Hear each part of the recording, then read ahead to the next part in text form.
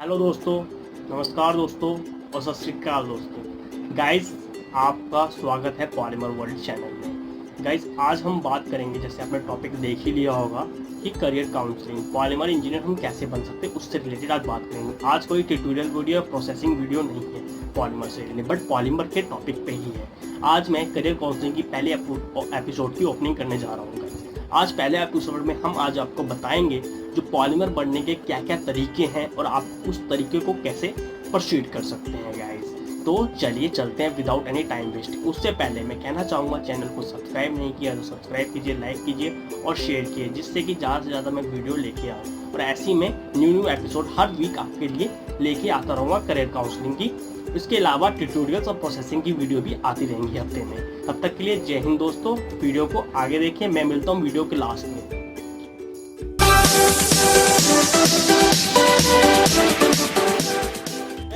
जैसे कि आप जानते हैं, पॉलीमर इंजीनियर, लोग सभी जानते हैं पॉलीमर इंजीनियर बनने के जो तरीके होते हैं वो होते हैं, सबसे पहले आप क्या करो, कोई भी इंजीनियरिंग करने का तरीका होता है बीटेक। बीटेक कैसे मिलती है? 12th में 60% के साथ में फिजिक्स, केमिस्ट्री और मैथ होनी चाहिए। उसके बाद आप जेई मेंस दो और फिर क्लियर करो किसी अच्छे इंस्टीट्यूट में जाके आप इंजीनियरिंग लो, ऐसे इंस्टीट्यूट में जिसमें आप पॉलीमर हो, तब जाके आप पॉलीमर इंजीनियरिंग कर सकते हो गाइज। लेकिन ये एक बात गलत है, आपको आधी बात बताई जा रही है।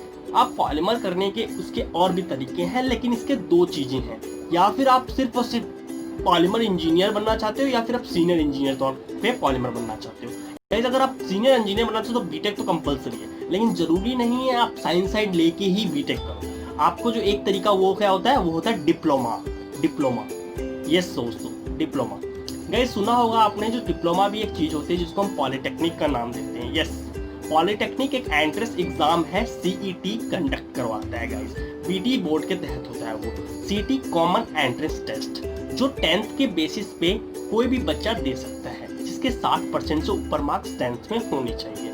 गाइस, बीटेक करने के लिए भी यही प्रोसीजर होता है। अगर आप उसके बाद बीटेक करना चाहें तो उसके बाद भी आप बीटेक कर सकते हो। और एक और एडवांटेज होता है दोस्तों, वो होता है आपको डायरेक्ट सेकेंड ईयर में एडमिशन प्रमोट मिल जाता है। तो गाइस, अब मैं बताता हूँ पॉलिटेक्निक एग्जाम आप कैसे दे सकते हैं और पॉलीमर इंजीनियरिंग के कौन कौन सी कॉलेजेस हैं दोस्तों ऑल ओवर दी इंडिया में।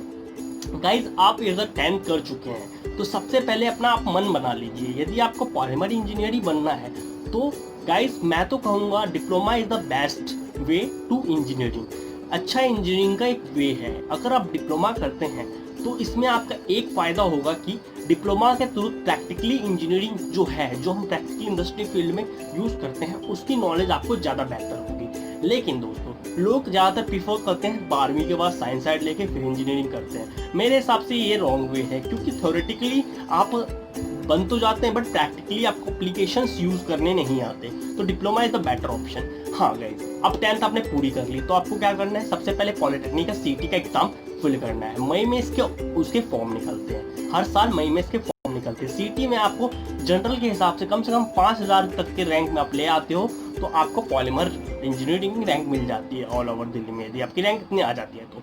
और अगर आप ST SC OBC हो तो आपको 8000 10,000 भी आ जाती है, तब भी आपको पॉलीमर इंजीनियरिंग मिल जाती है। लेकिन गाइस, पॉलीमर इंजीनियरिंग है क्या है? पूरे दिल्ली में सिर्फ एक ही इंस्टीट्यूट है जिसका नाम है GNDIT, Guru Nanak Dev institute of technology. दोस्तों, हाँ दोस्तों, सही सुना, पॉलीमर टेक्नोलॉजी सिर्फ और सिर्फ GNDIT में ही है। एक ही एक डिप्लोमा का एक ऐसा कॉलेज है जिसके अंदर पॉलीमर इंजीनियरिंग को, पॉलीमर टेक्नोलॉजी में डिप्लोमा को मंजूरी दी गई है, जिसको प्लास्टिक टेक्नोलॉजी के नाम से पहले कहा जाता था। यस दोस्तों, ये पॉलीमर टेक्नोलॉजी का college GNDIT, Guru Nanak Dev institute of technology, ये सेक्टर 15 रोहिणी में आता है। उसमें काफ़ी लोग पढ़ते हैं, यहाँ तक कि मैं भी उसी कॉलेज से पढ़ा हूँ दोस्तों, क्योंकि इसलिए मुझे पॉलीमर की ज़्यादा अच्छी नॉलेज है। वो कॉलेज काफ़ी अच्छा है, पॉलीमर इंजीनियरिंग के लिए मशीन्स है और काफ़ी आपको प्रैक्टिकली करने का मौका मिलेगा, इंडस्ट्रियल प्रोजेक्ट्स करने का मौका मिलेगा, जिसके आपका माइंड और ओपन होगा। और इसके अलावा इसके बाद आपको पॉलीमर में जॉब्स के भी ऑप्शंस आएंगे। तो इस तरीके से आप पॉलीमर इंजीनियरिंग कर सकते हो। गाइस, अभी के लिए मैं आपको बस यही कहूँगा, अगर आप इससे ज़्यादा जानकारी चाहते हैं तो आप ज़्यादा से ज़्यादा वीडियो को लाइक, शेयर, सब्सक्राइब कीजिए, जिससे कि मैं आगे की एपिसोड्स लाऊं और पॉलीमर इंजीनियरिंग के बारे में और भी करियर काउंसलिंग करूं, जो आगे आप क्या क्या कर सकते हैं अगर आपको डिप्लोमा। और मैं बताना चाहूँगा, इंडिया में ऐसे कौन कौन सी कॉलेजेस हैं जो लीड कराती है गाइस, और आगे और बहुत कुछ दोस्तों, ये सब आगे के लिए हम छोड़ते हैं। तब तक के लिए चैनल को आप सब्सक्राइब कीजिए, लाइक कीजिए, जिससे कि ये ज़्यादा से ज़्यादा ये वीडियो मैं आगे तक ले जाऊँ। जय हिंद दोस्तों।